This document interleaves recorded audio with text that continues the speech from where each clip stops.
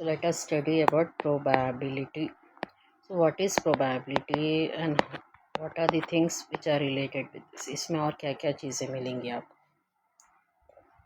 यहाँ पर आपको मिलेंगी सैम्पल स्पेस। ये छोटी चीज़ें हैं जो इससे रिलेटेड है।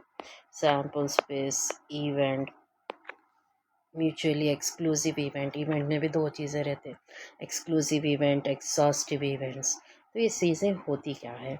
ठीक है, सैम्पल स्पेस मतलब अगर आप कुछ चीज़ या कुछ एक्सपेरिमेंट कर रहे हैं तो उसके अंदर टोटल जो आउटकम्स रहते हैं उसको वो उसके सेट को सैम्पल स्पेस बोलते हैं। यानी एक्सपेरिमेंट जैसे अगर आप कोई कॉइन को जो है टॉस करें, कॉइन को टॉस करने पर आपके सिर्फ दो आउटकम्स हो सकते हैं, हेड एंड टेल। ये जो दो आउटकम्स का जो सेट है, ये सेट को आप बोलते हैं सैम्पल स्पेस। यानी ऐसा सेट जिसमें सभी आउटकम्स आ जाएंगे जो भी एक्सपेरिमेंट आप करना चाहें। ठीक है, इसमें अगर आपको सिर्फ, मैं बोल रही हूँ कि सिर्फ हेड आना है कॉइन टॉस करने के बाद, या सिर्फ टेल आना है, तो ये जो सिर्फ हेड आना है या सिर्फ टेल आना है इसे कहते हैं इवेंट्स। ठीक है, इसे कहते हैं इवेंट्स। अब ये इवेंट्स म्यूचुअली एक्सक्लूसिव है या एग्जॉस्टिव है, ये दो अलग चीज़ें। यानी समझिए कि हेड लाने के लिए मेरा इवेंट ए है और टेल लाने के लिए मेरा इवेंट बी है।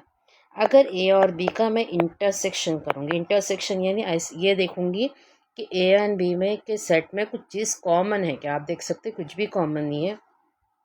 ए सेट में एच है, बी सेट में टी है, तो कुछ भी कॉमन नहीं है, तो मतलब दोनों में कुछ कॉमन नहीं है, मतलब एम्प्टी सेट आ रहा है। इंटरसेक्शन जो है एम्प्टी सेट आ रहा। अगर इंटरसेक्शन एम्प्टी सेट आ रहा तो इसको आप बोलेंगे एक्सक्लूसिव इवेंट्स। और यूनियन करने पर, यूनियन मतलब अगर आप इन दोनों को मिला दे रहे, ए और बी को जब आप मिला दे रहे तो ए में हैश था, बी में टी था, तो ये बन गया मेरा सैम्पल स्पेस, तो ये एग्जॉस्टिव हो जाएगा। यानी जब आप मिला देंगे इस इवेंट्स को तो आपका पूरा सैम्पल स्पेस अगर आपको मिल जा रहा तो वो एग्जॉस्टिव होगा। और इंटरसेक्शन जब एम्प्टी होगा, मतलब उन दोनों में कुछ भी चीज़ कॉमन नहीं है, तो वो एक्सक्लूसिव होगा। अब आपको मैं एक एग्जाम्पल देके बताऊंगी एक्सक्लूसिव और एग्जॉस्टिव के लिए।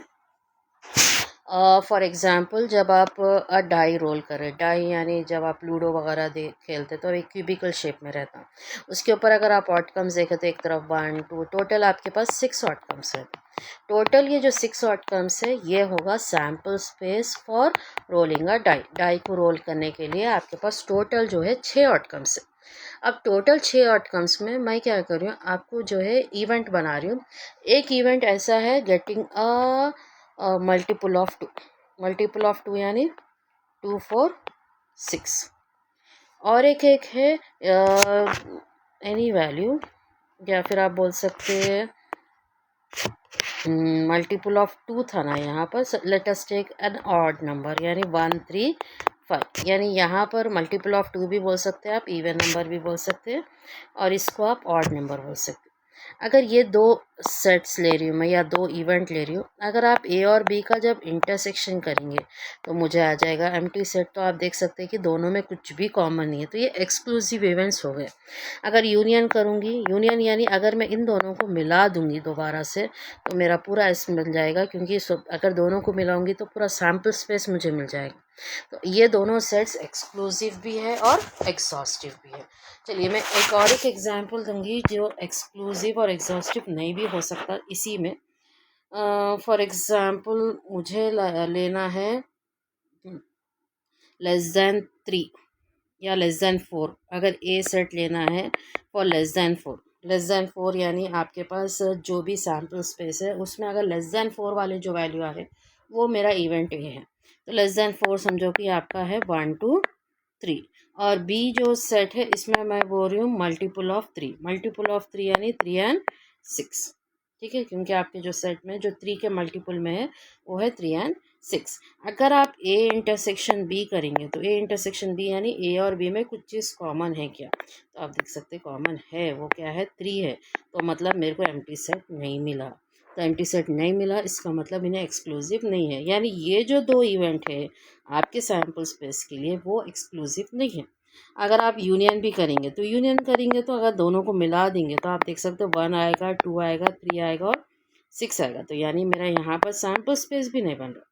क्योंकि यहाँ पर क्या छूट जा रहा है आपका 4 और 5 जो आपके यूनियन में नहीं आया। तो कुछ इवेंट्स ऐसे रहते जो एक्सक्लूसिव और एग्जॉस्टिव दोनों होते, कुछ इवेंट्स ऐसे रहते जो एक्सक्लूसिव और एग्जॉस्टिव दोनों भी नहीं हो सकते। ऐसे आपको बहुत सारे एग्जाम्पल्स आप ले सकते हैं। ठीक है, अब मैं आपको एक छोटा सा एक क्वेश्चन करके बताऊंगी। उससे पहले मैं आपको प्रोबेबिलिटी का डेफिनेशन बता दूं। प्रोबेबिलिटी क्या है? प्रोबेबिलिटी है टोटल नंबर ऑफ आउटकम्स, यानी टोटल आपके कितने आउटकम्स से आपके एक्सपेरिमेंट या कुछ भी आप जो भी करें, और उसके लिए ऊपर आएगा फेवरेबल नंबर ऑफ आउटकम्स। ठीक है, फेवरेबल नंबर ऑफ आउटकम्स, तो ये होगा आपका प्रोबेबिलिटी। अब फॉर एग्जांपल आप यहाँ पर डाई रोल कर रहे हैं।